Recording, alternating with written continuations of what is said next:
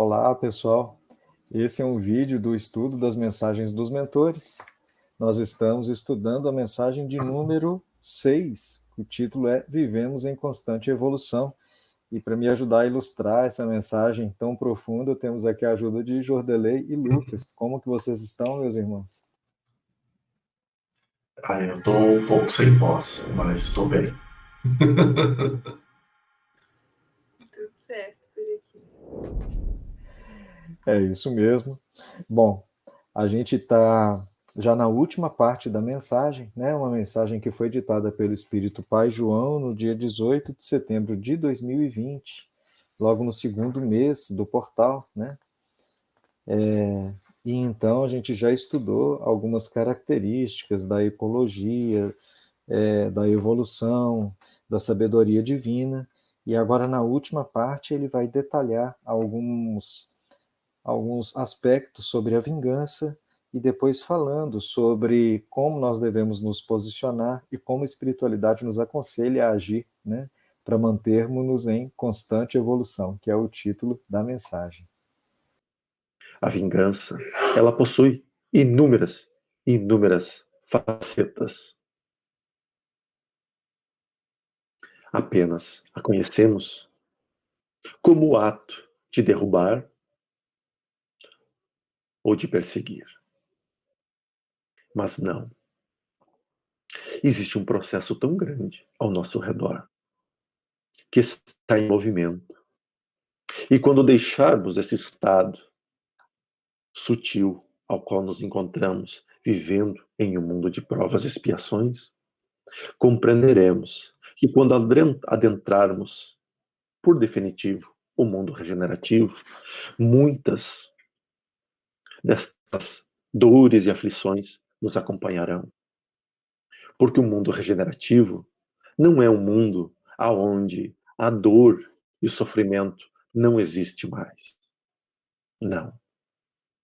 Ele continuará existindo, mas ele não será a tônica e a base do caminhar, como é agora. Benfeitores espirituais, quando auxiliaram Kardec no processo da codificação da doutrina dos espíritos, ainda usando uma linguagem não mais usual para os dias atuais, diante das nossas compreensões, diziam: no mundo regenerativo existe o bem e existe o mal, mas o bem prevalece. Assim como no mundo de provas e expiações, ao qual estudamos, aprendemos e crescemos, existe o bem e o mal, mas o mal predomina. Não permita que hoje, que amanhã ou que qualquer dia você, nós, sejamos os instrumentos para o mal. Porque não fazer o bem também é realizar o mal. Cabe a nós, de mãos dadas, seguirmos caminhando firme nesta estrada tão bela chamada vida. E diante de cada despertar, olharmos com calma e com sabedoria, porque é ela a nossa guia. A luz a iluminar os nossos passos chama-se sabedoria. A luz a mostrar as nossas escolhas chama-se sabedoria. E sabedoria também é fé. Porque um sábio confia nas suas capacidades. Um sábio confia em tudo que envolve o seu irmão e nas capacidades regenerativas que possuem a cada segundo. Então nos é dado pelo Criador a oportunidade de a cada segundo nos redimirmos e nos regenerarmos. Senhores, irmãos, irmãs, senhoras, senhoritas, somos passageiros desta mesma embarcação. Ela destina-se apenas à felicidade. Porém, em uma grande embarcação há diferentes andares. E poderíamos interpretar estes andares como o estado latente em que nos encontramos na atual condição da nossa espiritualidade. Então, vamos firmes neste passo tão seguro e importante. Mas não permita jamais que as dores, que as aflições te derrubem e te façam menor do que você é. Porque pequeno todos não são. Porque somos a imagem e a semelhança do infinito. Fiquem em paz. Bastante emocionante essa fala de Pai João, né? Interessante como ele fala de vingança, justiça, mas termina sempre falando em amor, como era a característica, né, dos instrutores do portal.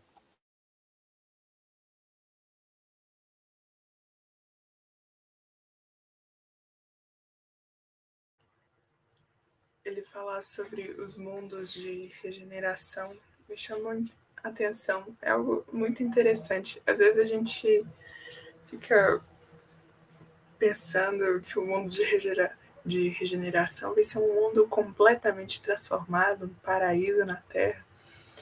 Algo que a gente quer que se transforme da água para o vinho. Mas a gente não pensa que existe toda uma transição. Tudo que existe no planeta hoje precisa ser transformado.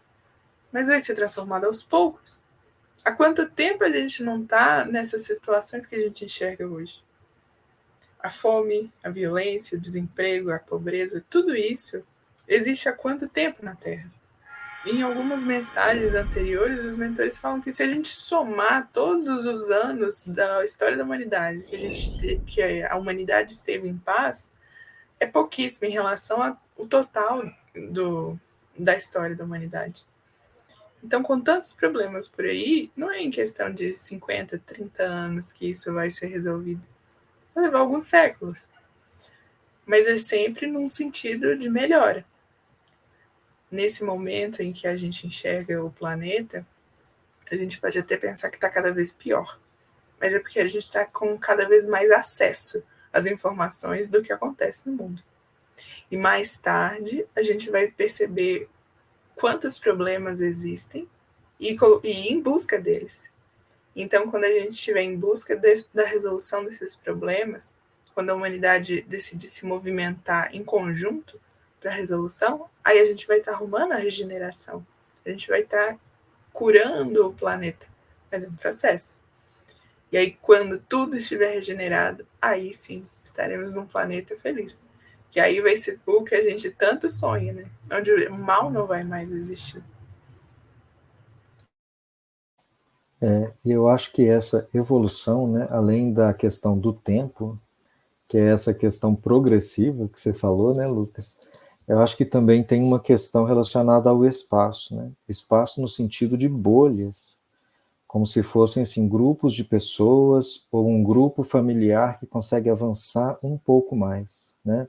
Então imagina, por exemplo, um grupo familiar que aqueles membros ali, pelo menos alguns deles conseguiram vencer a prova e conseguiram perdoar e conseguiram harmonizar aquele pequeno grupo, né? Então, às vezes é um grupo de 5 espíritos, 6 espíritos, mas esses espíritos, então, estão mais equilibrados e naquele ambiente ali, né, por isso que eu estou falando de espaço, ali já está vivendo um espaço regenerado, onde as pessoas que estão ali dentro se querem bem e se ajudam, né? Quer dizer que não existe dor? Não, né? Igual o mentor falou, existe dor. Quer dizer que já resolveu tudo? Não, ainda não, né? Igual o Lucas falou. Mas ali já tem aquele ambiente com uma vibração um pouquinho acima do que o grupo, né? A mesma coisa numa igreja, num centro espírita, num grupo religioso que ali entre os membros conseguiu fazer esse amor ao próximo, né?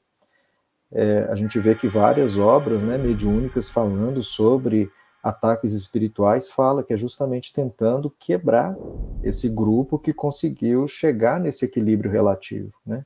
Por quê? Porque ali vira um foco de luz e ali então está vivendo um espaço regenerado, né? Um grupo que está pautado nesse amor. Às vezes nem é tão estudioso, às vezes nem é tão rico, né? Às vezes nem tem tantos recursos, nada, mas ali dentro tem esse amor verdadeiro. Então, aquele grupo consegue viver nessa vibração regenerada e à medida que ele fortalece isso, ele consegue expandindo, né, aos poucos.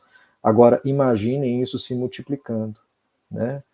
Então, por exemplo, num local que existam 2, 3 grupos religiosos que começam a cultivar o amor ali dentro e começam a se entender, né, entre eles. Por exemplo, imagine uma cidade que o padre, o diretor do centro espírita, o pai de santo, o pastor conseguem entender assim, nós todos estamos trabalhando para melhorar o ambiente da nossa cidade, nós estamos trabalhando para o bem.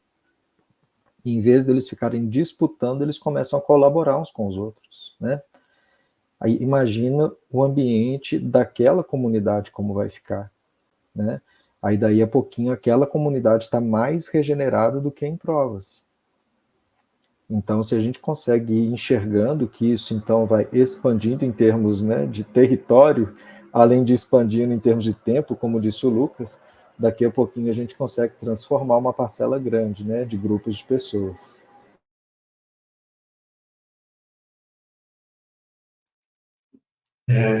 Exatamente. E a gente volta e meia, a gente para na reforma íntima, não tem jeito, né? Ou a gente sempre passa por ela. Porque é exatamente isso. Se eu consigo fazer que dentro da minha casa tenha paz, né, sabendo que tem problemas, porque os problemas não vão deixar de existir, mas que mesmo assim eu consiga fazer um espaço de paz, o meu lar virou regenerado. Eu já vivo um processo de regeneração avançado que eu acho muito coerente quando os espíritos vêm e botam a responsabilidade nas nossas mãos. De que quando a gente está esperando um acontecimento externo para daí depois nós agirmos. É como se nós estivéssemos presos, hábeis, habilitados ao trabalho, mas presos, sem poder trabalhar. Então vem alguém, destrói todas as células, destrói as grades, e bem, agora a gente está pronto para trabalhar. Né? E, ou seja, é um mundo da facilidade, do qual não é compatível com a mensagem do Cristo, que é de reforma. E ele usa esse termo há muito tempo. E eu tenho uma frase que eu achei muito bonita, que é: a luz a iluminar os nossos passos e mostrar as nossas escolhas chama-se sabedoria. E sabedoria também é fé, porque o sábio confia nas suas capacidades e em tudo que envolve o seu irmão e nas capacidades regenerativas que possui cada ser humano. Ou seja, ele começa a mostrar exatamente a importância que é o nosso saber, tudo que nos foi dado, tudo que a buscar, dado no sentido de nós termos nos esforçado, né, com as nossas faculdades, com o nosso ensino médico, o nosso ensino básico, né, ou seja, todo esse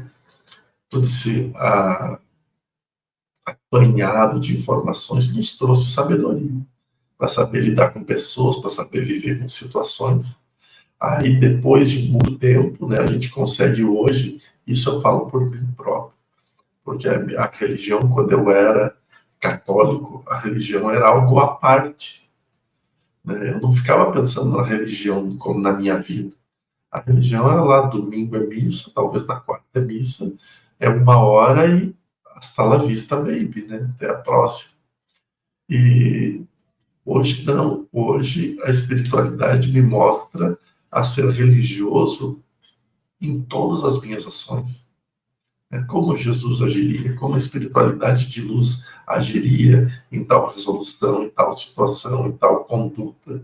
né? Qual o momento de se calar, qual o momento de falar, qual o momento de não retrucar ou não responder, né?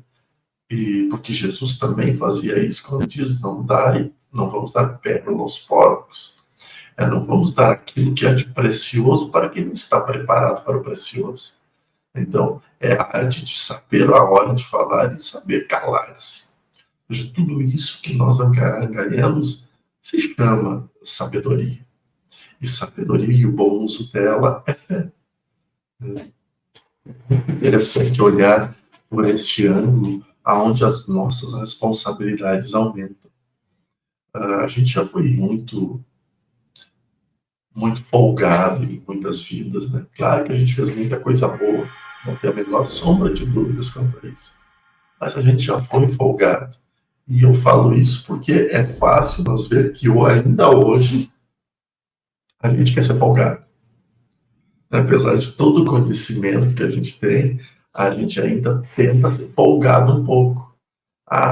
Hoje talvez não, quem sabe a semana que vem, ou seja, nós fazemos esse movimento conosco. Isso só demonstra o instinto que ainda resta em nós desse período. E que é o que nós estamos trabalhando, que é a nossa missão de vida, a transformação, a autotransformação. E aí, caminhar sempre no caminho da retidão, da evolução. É bom demais escutar essa mensagem de Pai João. Você tem uma coisa para completar, Lucas? Eu queria completar, já que você levou para esse lado da sabedoria, né, que eu acho que é muito importante mesmo. Enquanto estávamos reescutando a mensagem, me veio uma ideia assim, fala sobre a prece da serenidade, né? Então existe uma prece bem curtinha, que é muito utilizada em reunião de alcoólicos anônimos, né? E que tem origem nos Estados Unidos, no século XX. Mas ela fala o seguinte, né? Senhor, me dá serenidade para aceitar as coisas que eu não posso mudar. Me dê força para mudar as que eu posso. Me dê sabedoria para discernir umas das outras, né? E aí eu acho que tem muita relação com essa última fala de Jordelei, porque isso, não dá pérolas aos porcos, mas também se a gente ficar sempre imaginando que o outro não está preparado, nunca sai do lugar e começa a fazer uma coisa, né? Porque no fundo, nenhum de nós está preparado, né? Essa que é a verdade. A gente sai sem estar preparado mesmo. Aquela coisa meio assim, né? Pega o que dá tempo e sai. Então a gente tem essa dificuldade com a sabedoria, né, de ter esse discernimento, o quando a gente ter serenidade, quando a gente tem que ir com energia em cima de algo que a gente quer mudar, né? E esse é o grande segredo da fé, né, como disse o Jordelei, porque a fé é eu aceitar o que eu não posso mudar. Só que às vezes o que eu quero é continuar mudando, né? Às vezes eu quero mudar o rumo das coisas, quero mudar o arbítrio ou a escolha dos outros, quero mudar a doença, né? Quero mudar até o próprio fato de que nós todos vamos morrer e partir, né? Até isso eu me rebelo e quero mudar. Então, esse discernimento, essa fé e essa sabedoria é um desafio. Eu acho que é o grande desafio que ele fecha a mensagem justamente porque é onde nós estamos aprendendo, né?